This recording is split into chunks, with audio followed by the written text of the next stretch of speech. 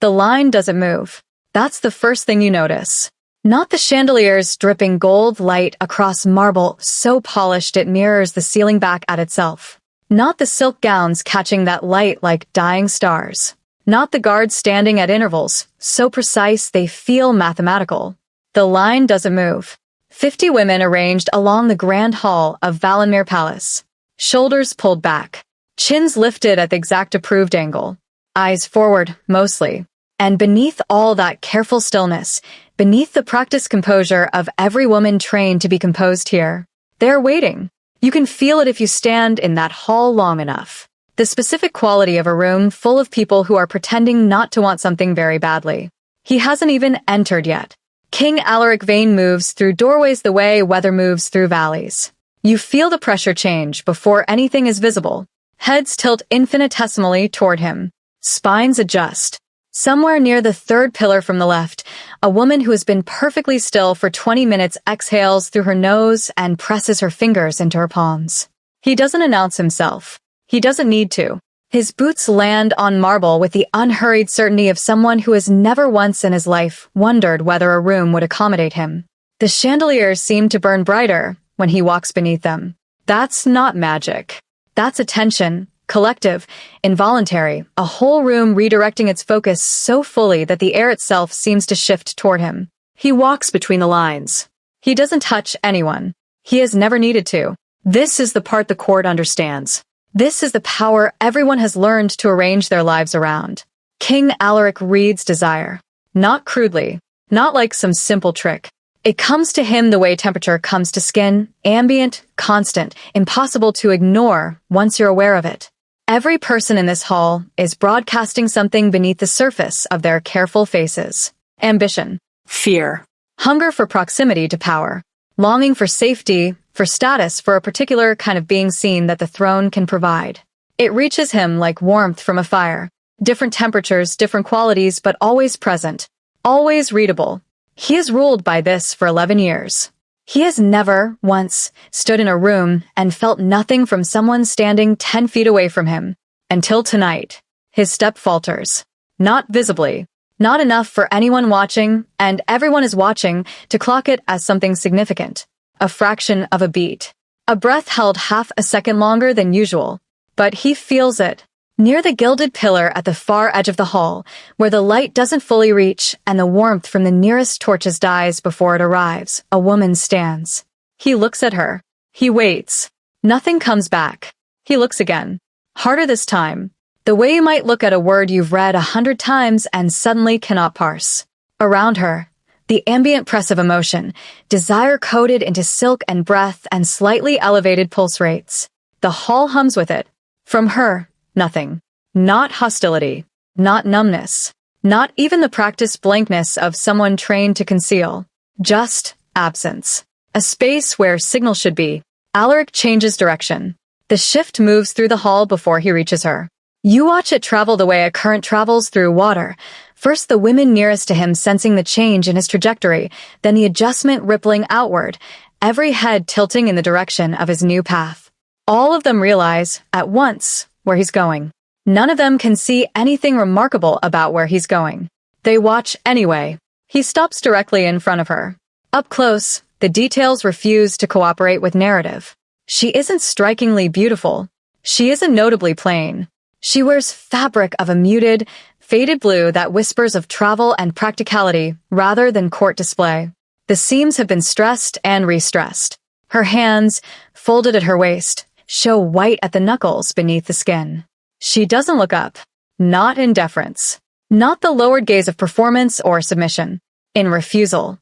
There's a difference, and Alaric knows it immediately. Deference is a gift.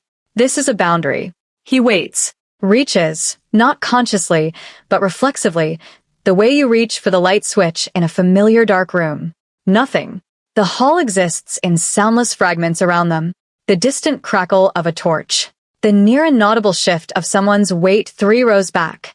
Someone swallowing too loudly and then hating themselves for it. Look at me. His voice is low. Controlled. The kind of voice that doesn't need volume, because volume has never been the source of its authority. She looks up. Their eyes meet. The contact should open something. It always does. The moment of direct regard. It acts like a key in most people, unlocking that immediate rush of unguarded signal, the desire beneath the composure flaring bright for just a second before being managed again. It doesn't. There's no rush beneath her skin. No tremor, no flicker, no warmth. Just her eyes, which are darker than he expected, holding his with an expression he cannot name because he has never encountered it before. His jaw tightens. Step forward. A ripple moves through the line. Barely contained. Someone exhales sharply. Someone else shifts weight and immediately stops moving, aware they've made a sound. She doesn't move. No one disobeys him here. Not like this. Not with that specific quality of stillness that reads less like hesitation and more like decision already made. Alaric steps closer. His shadow extends across the polished floor and falls into hers, the shapes merging at the edges under the chandelier's light. Everyone here reaches for something. His voice has dropped further, private enough to be almost intimate in its quietness. You don't. Her hands tighten. Small. Fast. Gone again before anyone but him catches it. I serve the crown, she says. 3 words. And what they don't say fills the space louder than anything they do. Not you. The crown. The institution. The concept. Not you. A few heads lift, barely, just enough to register what happened and what it means. Alaric doesn't look away from her. Then prove it. Silence answers him. Not hesitation.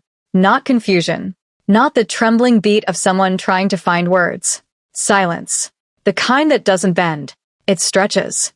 Long enough that the room begins to breathe differently, that collective held breath of people waiting for something to break, someone to yield, the natural order to reassert itself.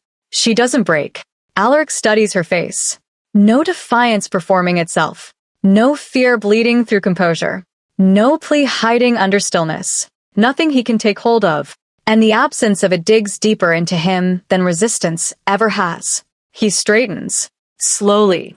With the careful deliberateness of someone aware that every movement is being read by 50 witnesses plus his own court instincts.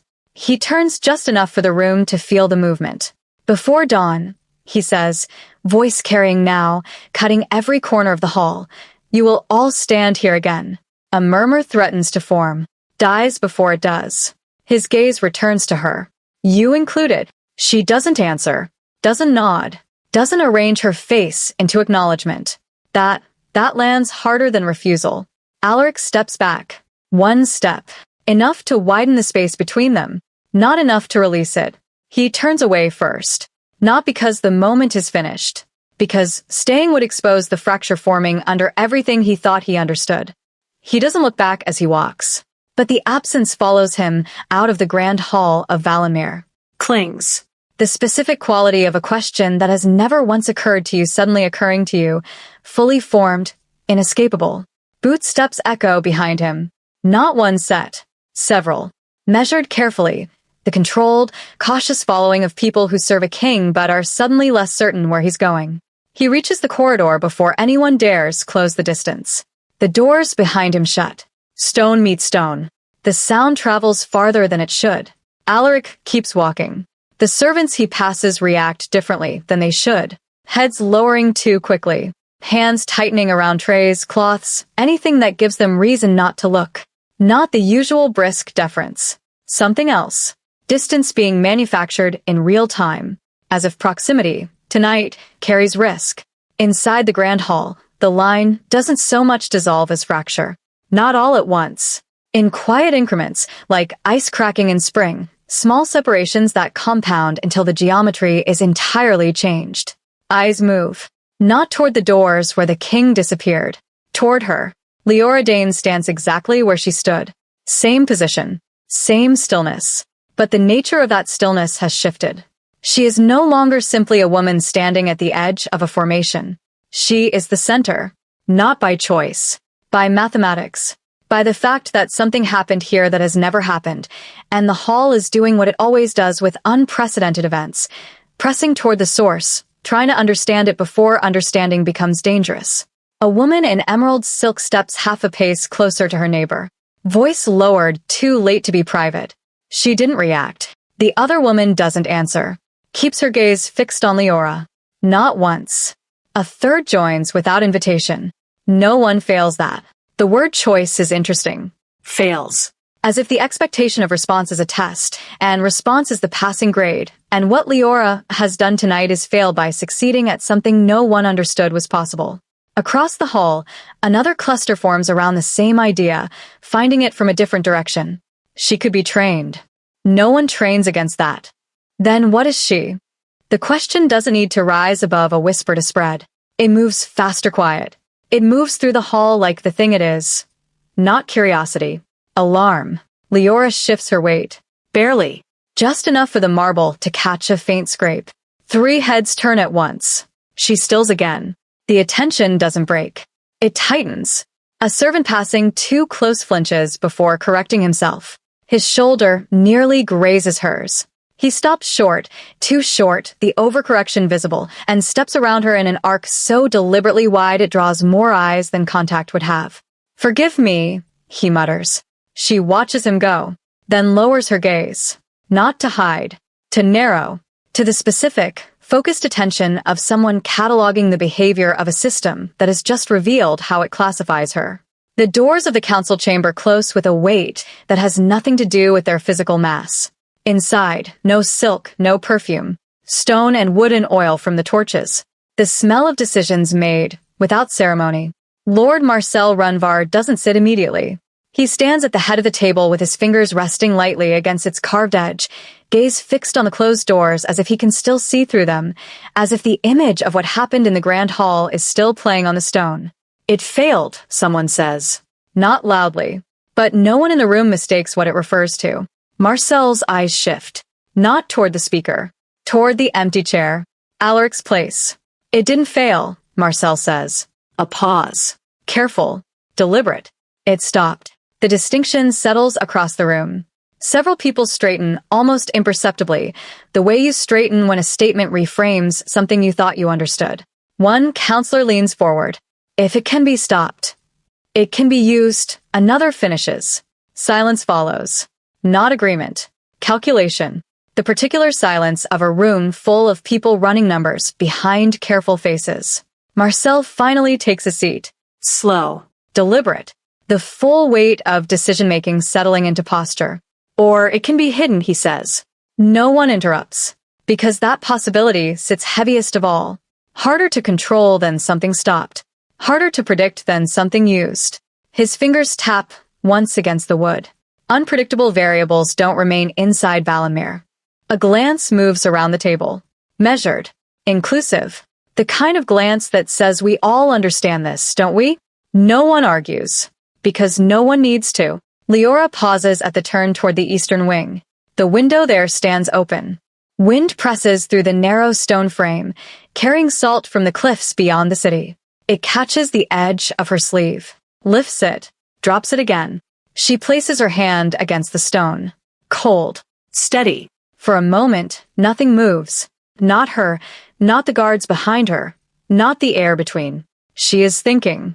You can see it in the specific quality of her stillness, not the performance stillness of the grand hall, but the internal kind. The stillness of a mind running calculations so quickly the body has nothing left to animate. A step sounds behind her. Then another. Heavier. More certain. She doesn't turn. The presence stops just outside reach. Not close enough to touch. Close enough to decide. Orders will come before dawn. Low voice. Controlled. Not directed at her. Not entirely. The kind of statement delivered to a space, so that whoever is in it hears it. Leora's fingers press harder against the stone. A faint line of white forms at the tips. Behind her, the guards shift. Not forward. Not back. Ready. In the council chamber, Marcel's hand settles flat against the table. "Prepare it," he says. No one asks what. They already understand. The thing being prepared has a shape they all recognize. It has been used before. For other variables that became too unpredictable to remain in proximity to the throne. A chair scrapes softly as one counselor rises.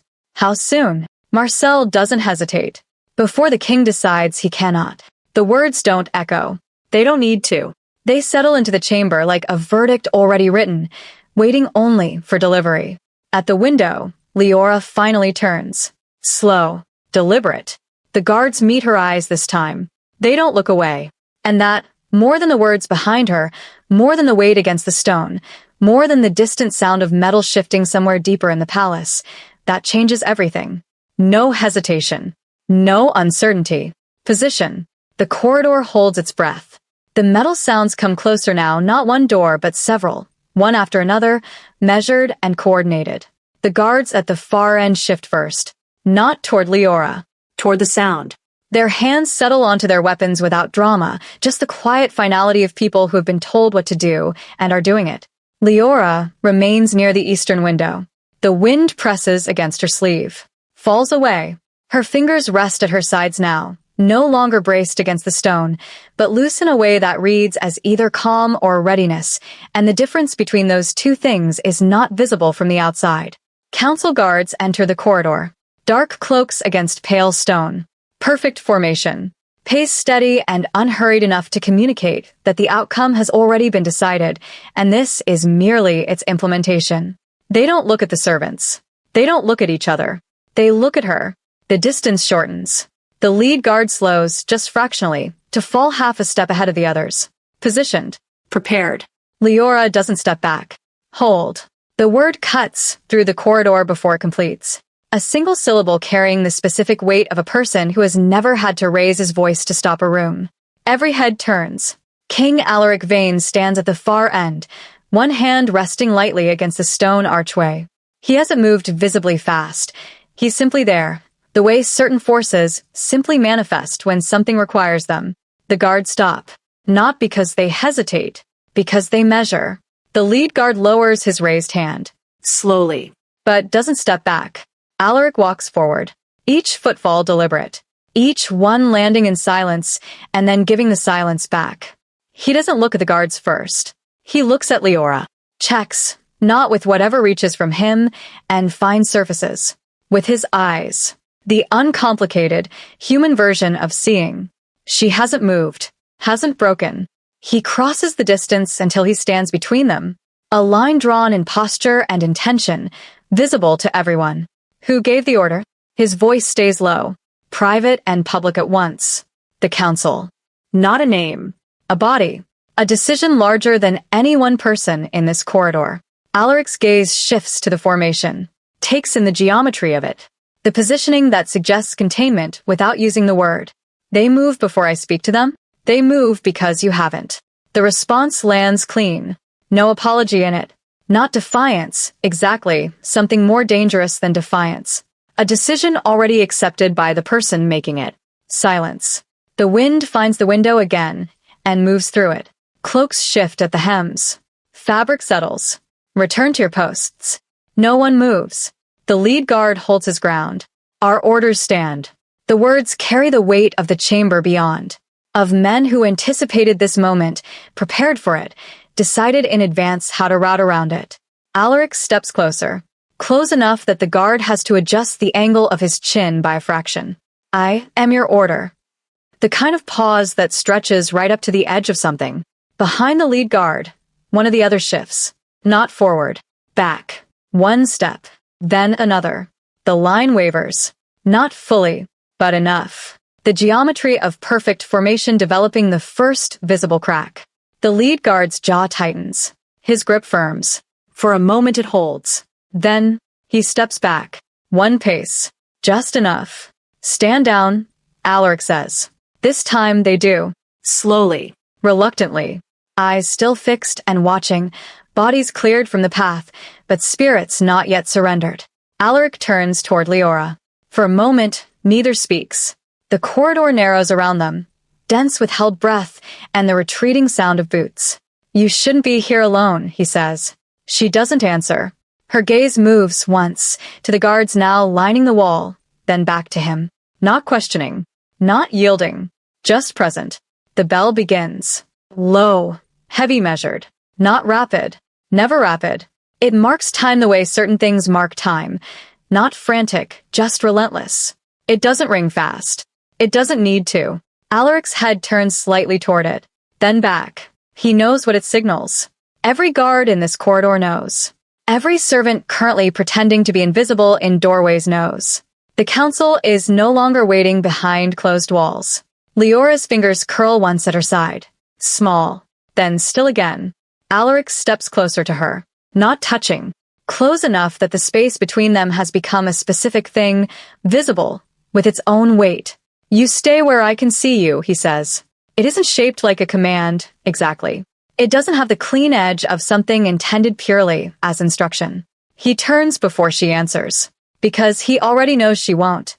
Inside the war chamber, the silence is different. Not held. Not fraught. Thinking silence.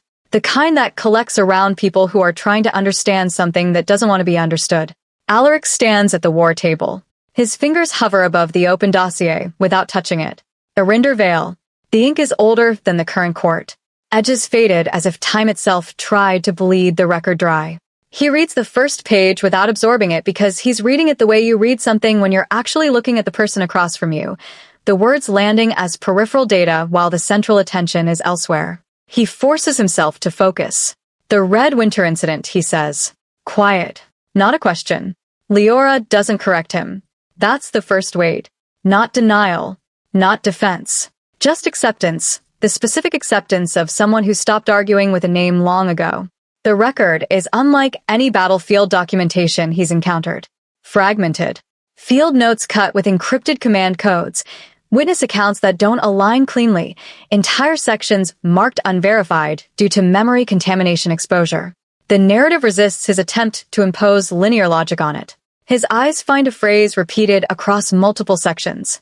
Containment failure occurred after voluntary reallocation of protective wards. Voluntary. He reads it again. Voluntary doesn't belong in combat documentation. It belongs in testimony, in confession, in accounts of people who chose something when they didn't have to choose it.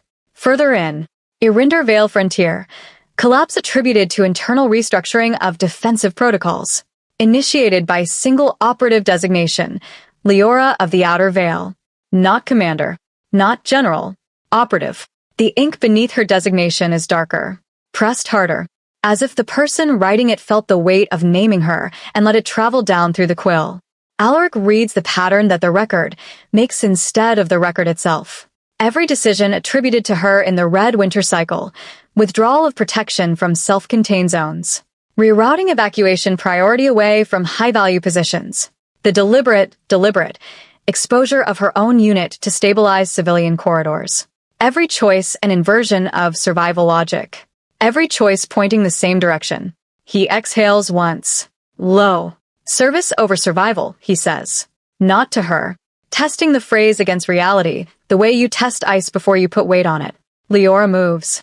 Barely. A shift of weight, so small it barely registers. But Alaric catches it. Because it isn't avoidance this time. It's memory responding to being named. The record continues. Subject refused extraction after full operational collapse. Declared mission continuity, essential despite personal compromise, threshold exceeded. He reads it twice. Personal compromise, threshold exceeded. What that phrase contains in its clinical language is a human being told to leave and refusing. You stayed, he says. The torch behind them hisses softly against its casing. Leora's voice comes at last. Low. Stripped of any decorative layer. I remained because leaving would have required choosing myself. The sentence lands without justification attached to it, without apology, without the softening language of someone trying to make a hard truth more palatable. That's what makes it heavier than explanation. The weight of something that was decided and never reconsidered. Alaric turns pages. He's no longer reading for information. He's reading for pattern. Every entry points toward the same absence. Reward never accepted. Commendation deflected. Recovery time refused. Every moment where recognition would have located her inside the system, given her an anchor, made her real to the institution in a way that could be leveraged for her own benefit. She steps away. Consistently. As if attachment itself is the danger. As if being seen too clearly would compromise something she's decided cannot be compromised. A thought forms in him, quiet and uncomfortable. The way she positioned herself in the grand hall. Slightly off-axis. Never directly facing authority. Not fear. Distance as discipline. He looks up from the dossier. The realization arrives slowly, the way certain realizations do. Not as lightning but as dawn, light gathering from so many directions at once that you cannot say exactly when darkness ended. Leora isn't resisting him. She's maintaining a law that predates him. The Red Winter incident is the visible fracture point. It isn't the origin. At the bottom of the file, written in a different hand, older ink, sharper pressure, the penmanship of someone who chose their words very carefully and then pressed hard anyway. Post-incident behavioral directive. Subject exhibits sustained emotional detachment as operational safeguard. Recommendation: no integration into command intimacy structures. No integration into command intimacy structures. He reads it twice. Then once more. The third time, it stops feeling like recommendation and starts feeling like containment. He closes the dossier. The sound it makes is final in a way neither of them acknowledges aloud. What did you lose in Arinder Vale? A pause that is 2 seconds long and contains considerably more than 2 seconds. Leora's eyes don't move to him. They stay fixed somewhere beyond the table, beyond the chamber, beyond this moment. Everything that would have asked to be saved, she says. The words carry something. Almost emotion. Almost. Stop just before it fully forms. The specific quality of a person who has done this long enough that the interruption happens automatically before conscious decision. Alaric feels it. That stopping. Not suppression. A trained interruption. A life lived perpetually at the threshold of becoming fully human and never quite allowed to complete the crossing. The council's bell finds the chamber again. The sound doesn't break anything. It just reminds everything of its own weight. Alaric steps closer to the table. Closer to her. Not touching. Testing. He has tested the space around her before. He does it again now, but differently, not reaching for signal, watching behavior. The specific architecture of how she moves in response to him. Her foot slides back. Half an inch. No sound. No scrape. Just absence where it was before. He stills. That is not fear. Fear pulls sharp, fast, uncontrolled. This is measured. Precise. The exact amount of distance maintenance needed, and not a fraction more. He moves again. Closer. Testing the pattern. The corridor has condensed around them. Guards line the wall. The council presses from outside. Even Marcel, standing at the periphery, doesn't speak, just watches, jaw set, eyes calculating. Alaric stops just inside reach. Leora doesn't look away. But the space between them holds. Uncrossed. Unentered. As if there is an invisible boundary that she maintains not with effort but with practice, the way you maintain a habit long enough that it stops requiring conscious thought. He shifts his weight forward. Not enough to touch. Enough to close the last fraction. Her breath changes. Not deeper. Not faster. Held. Then released slowly. Controlled. Counted. Alaric's eyes narrow. He waits. The next bell doesn't break the silence. It folds into it. Behind him, a counselor takes a step. Stone against stone. Alaric doesn't turn. He looks back at Leora. At the precision. At the restraint. At the distance she refuses to let collapse. Not emptiness. Control. He steps back. Testing again. The distance opens. She doesn't reclaim it. Doesn't step forward. Doesn't relax into the expanded space. She holds exactly where she is. As if the distance itself matters. As if crossing it in either direction costs something that cannot be recovered. His jaw tightens. He looks at her hands. The angle of her shoulders. The way her gaze never drifts far from the edges of the room. Not searching for escape. Measuring boundaries. Avoiding contact. Not with bodies. With him. Alaric steps forward sharply, closing distance in a single motion. Forcing it. Leora's reaction comes instantly. Not a flinch. Not a recoil. A shift. Clean. Precise. She moves just enough to maintain the space, no more, no less. Her foot landing without sound, her body already still again before the motion fully registers as having happened. The room freezes. Even the guards feel it. That wasn't instinct. That was practiced. Alaric stops. The space between them remains. Unbroken. Unentered. He doesn't move again. Because now he isn't testing her. He's watching the pattern. And it doesn't break. Not once. Not under any pressure he applies. His voice lowers. Who taught you that? Leora doesn't answer. But her fingers tighten just once, before stilling again. This time, he doesn't miss it.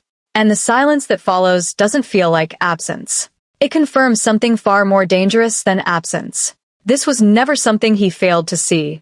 It was something built specifically not to be seen at all. The council envoys enter, without announcing themselves. Their boots strike the floor in controlled rhythm that feels forced, discipline barely containing alarm pretending to be procedure. Alaric doesn't turn immediately.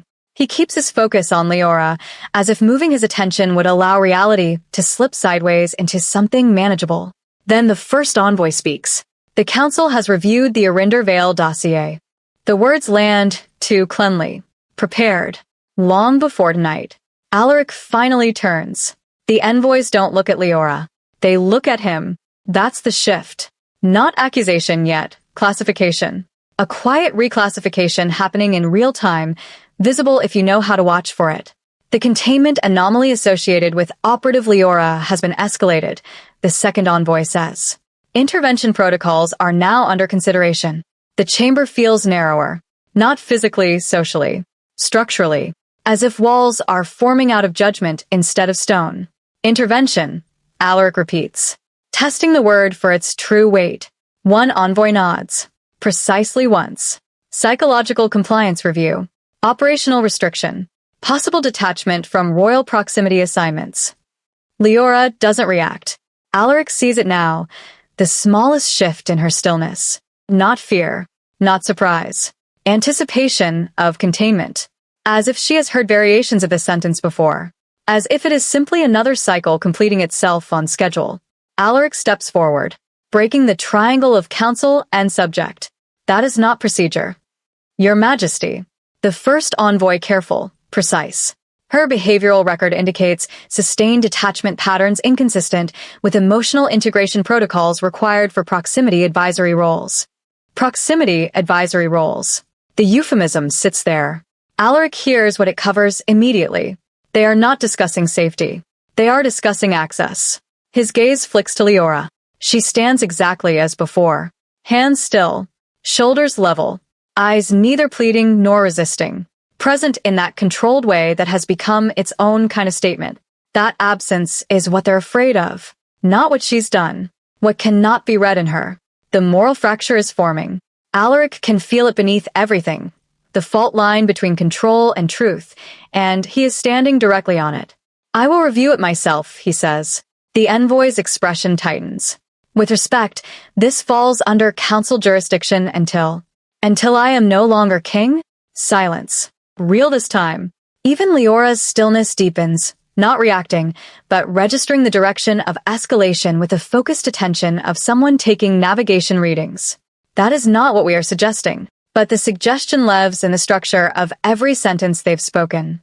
A slow transfer of judgment from throne to chamber. Procedural. Quiet.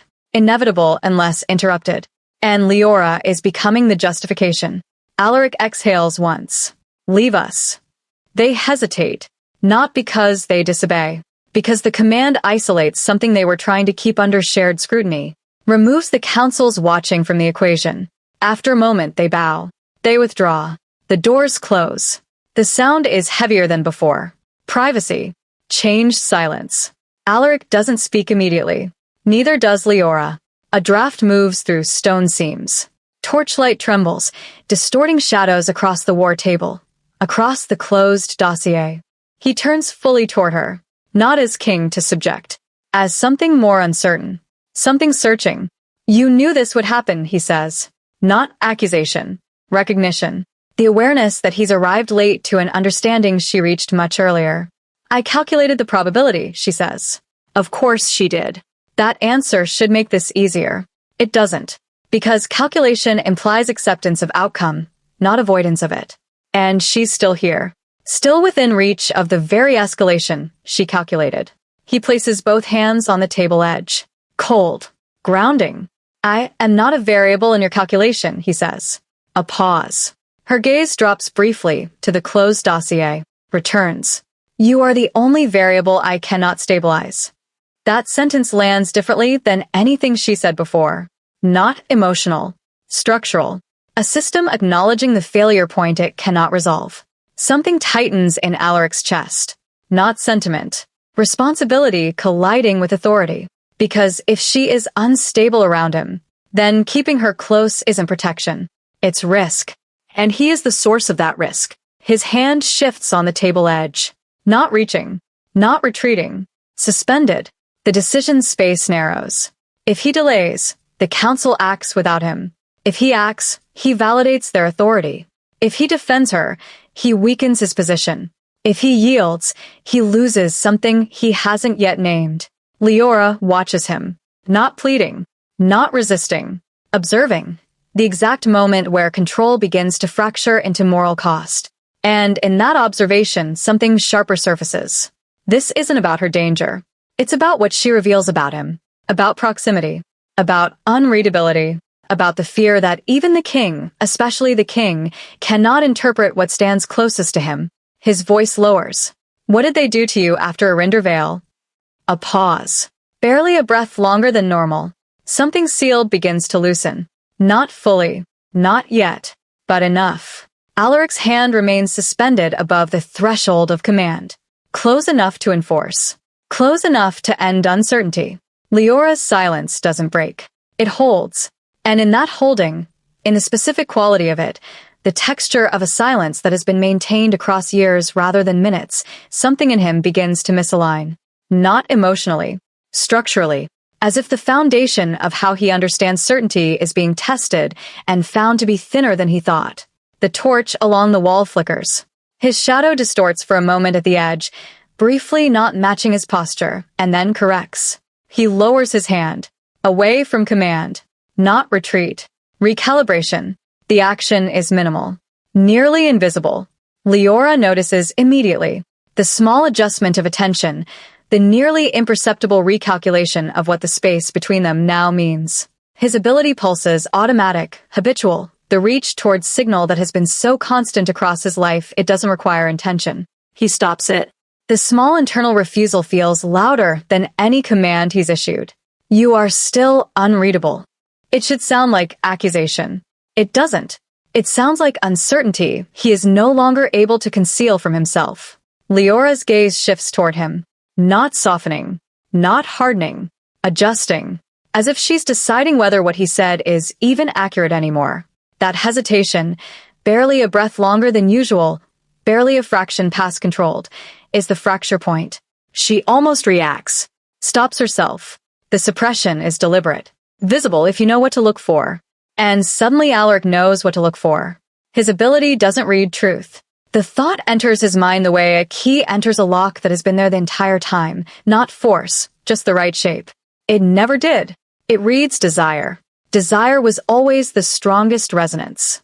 He never questioned why. Because it worked. Because desire is the loudest thing most people broadcast. But it isn't truth. It's exposure. Voluntary exposure. What is perceived isn't what is real. It's what hasn't been managed away. You knew, he says. The silence is intentional. I adapted, she says. Not confession. Not defense. Engineering. His fingers flex involuntarily at his side. The implication doesn't just challenge authority. It invalidates the mechanism behind it. If desire can be suppressed, then what he has been calling certainty is only the surface that other people failed to control. Not truth. Unmanaged exposure. The chamber feels colder, though nothing in the environment has changed. Perception shifts temperature when meaning collapses. Then everything I have judged. He stops. Because completing the sentence gives it consequences he isn't ready to hold. Leora watches him now more directly than before. Not approaching. Not retreating. Present in a way that feels heavier than motion. You have been reading surface signal, she says. Quietly. No judgment. Only clarification. That's worse. Because it removes emotional justification.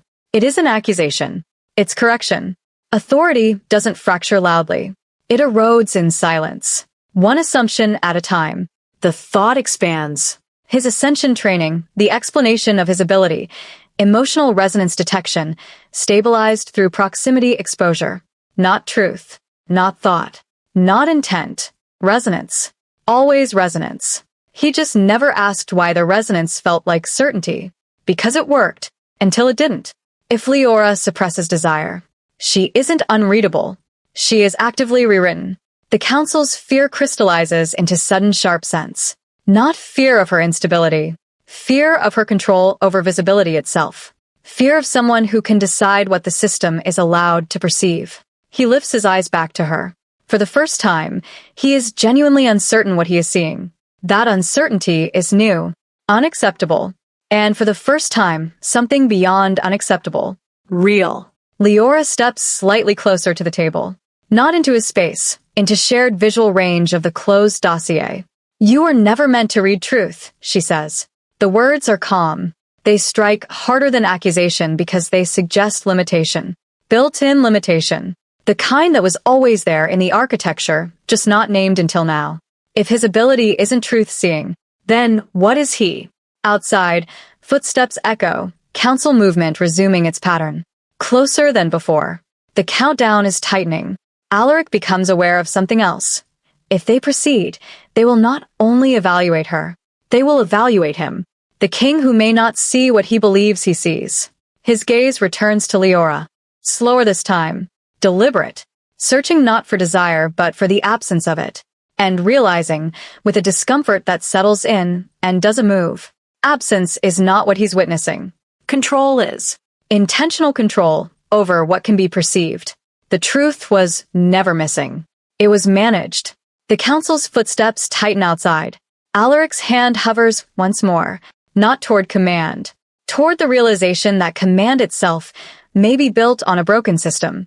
And then Leora speaks, not with defense, not with denial, with truth.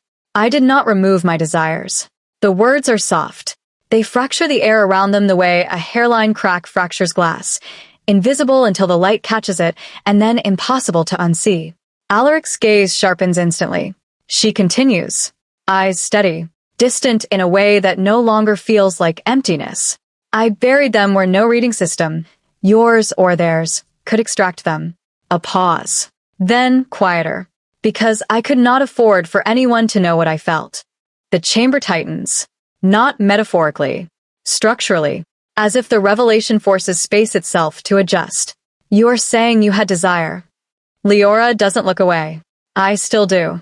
Silence. Not long. Absolute. Even the torchlight seems to hesitate, a moment of undifferentiated stillness where the chamber decides what to do with what just happened. Alaric feels something shift behind his ribs. Not emotion, destabilization. The system he built his authority on losing structural certainty. If desire can be hidden, then truth has never been visible. Only permitted.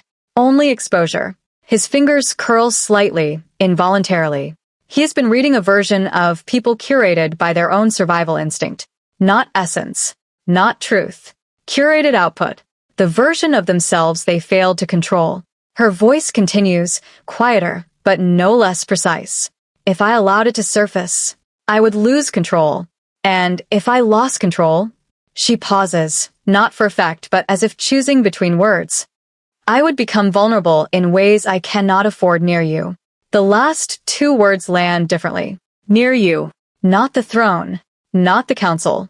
Him. Alaric takes a slow step back. Not retreat. Recalibration. His ability pulses the instinctive reach for signal, and for the first time he doesn't follow it. He stops it. That small internal refusal feels like stepping off a cliff. The council outside shifts again. Closer. Their timeline tightening. Intervention window narrowing. If he calls them in, this ends. If he allows them entry, she becomes their case.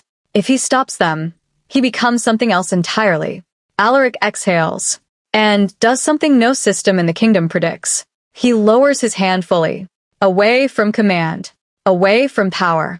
The gesture is small. Leora notices immediately. Not with surprise. With recalibration. The rapid recalculation of someone whose model of a person just changed. You will not use it, she says. Confirmation. Not question. Alaric doesn't answer immediately. The weight of the choice settling into his posture like gravity changing direction. Outside, footsteps halt. The moment of enforcement has passed. Something irreversible has replaced it. No. The word is simple. It breaks something foundational in the chamber. Not loudly. Quietly. The way structure gives way under decision instead of force. The council does not accept this gracefully. They never do when certainty collapses. The corridor beyond the chamber feels colder. Every echo of Alaric's footsteps lands differently now. Not authority, not command, question. Behind him, Leora follows without hesitation. That, too, is noticed. By the time he reaches the outer hall of governance, the envoys are gathered, not formally summoned, assembled through accelerated alarm. Their posture tight, not deferential, corrective. The council has initiated emergency review of royal perceptual reliability. The phrase lands exactly where it is intended. Perceptual reliability. He hears what it contains. Not question. Not concern. Challenge. Following deviation from containment protocol regarding subject Leora, questions have been raised regarding the stability of your interpretive authority. A second envoy adds, careful and quiet. Temporary override measures are under consideration. Override. Not request. Not consultation. Replacement. Leora stands beside him. Not shielded. Not hidden. Exposed in proximity. That is what the council cannot tolerate. Subject Leora's presence continues to correlate with measurable instability in royal decision consistency, one envoy says. She is now considered a destabilizing influence vector. She doesn't react to the label. That absence of reaction becomes its own form of evidence. You are reclassifying her, Alaric says. The envoy doesn't deny it. We are protecting systemic integrity. Systemic integrity.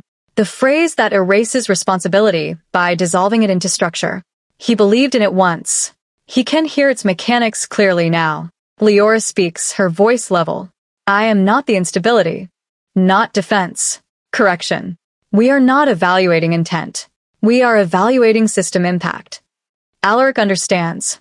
They are no longer disputing her behavior. They are disputing his judgment for allowing her proximity at all. And now his judgment is the subject of review. The king who may not see what he believes he sees. I will not accept override measures, he says. The envoys exchange a glance. Not surprise. Confirmation. This was expected. Modeled. Prepared for. Then the council must escalate containment authority. The implication completes itself without being spoken. Containment of her. Or limitation of him. The palace around them feels alive now with spreading interpretation. Guards repositioning. Messengers moving faster. The system recalculating leadership stability in real time. Alaric feels it. The throne is no longer distant. It is under review. And Leora. Leora is now the focal variable of an institution's fear. Not because she changed, but because she revealed that he might. One breath. A single moment where no one speaks. It feels longer than it is. Alaric turns toward her. And for the first time since everything began fracturing, he isn't trying to read her. He sees her. Not through signal. Not through interpretation. Not through the mechanism that has been the infrastructure of his authority for 11 years. Through presence. Without the system between them, there is no distortion left to hide what has always been there. Her stillness is not absence. It is restraint.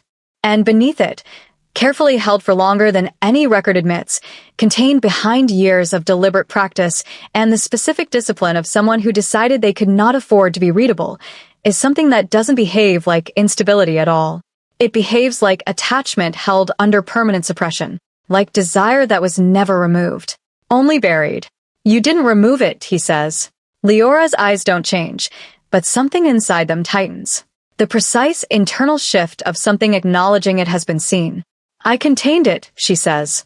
Correction. Not denial. The silence that follows is long enough to reorder itself into something else. Something more honest than anything that preceded it. Alaric finally speaks, his voice quiet in a way that has nothing to do with volume. If I am wrong about you, he says, then I lose everything that made me certain of anything. The admission is not weakness. It is cost acknowledgement. Leora's expression doesn't soften. But her stillness changes, so slight it almost disappears. Like a burden acknowledged, but not lifted. I know, he says. And it is not authority speaking. It is recognition. Outside, the council prepares its formal challenge. Inside, nothing is resolved, only revealed. And behind him, Leora remains where she is. Not behind him, not beside him, simply there. Both of their shadows falling against stone. No longer aligned in hierarchy, no longer cleanly separated. just overlapping enough to be dangerous to interpret. The corridor light flickers. The king stands without the only certainty system he has ever trusted. And Leora, carefully held, quietly present, unresolved in every official sense, is seen for the first time by the one person she was certain she had hidden from completely. And there is no protocol for this. No procedure. No classification. No file in any chamber that accounts for what happens when the man who can read every woman's desire decides, finally, that seeing her matters more than what he can read from her. What happens when a king who cannot trust his power must still rule those who can deceive him? The answer isn't in the throne room. It isn't in the dossiers. It isn't in Marcel Renvar's careful calculations or the council's procedural override. The answer is forming in the specific quality of silence between two people standing in a corridor where the torchlight is uncertain and the morning is still coming. And neither of them is moving away. Thanks for watching. If this story pulled you in, there's more waiting for you. Tap the thumbnail on your screen to continue the journey. And if you felt something while watching, don't just scroll away.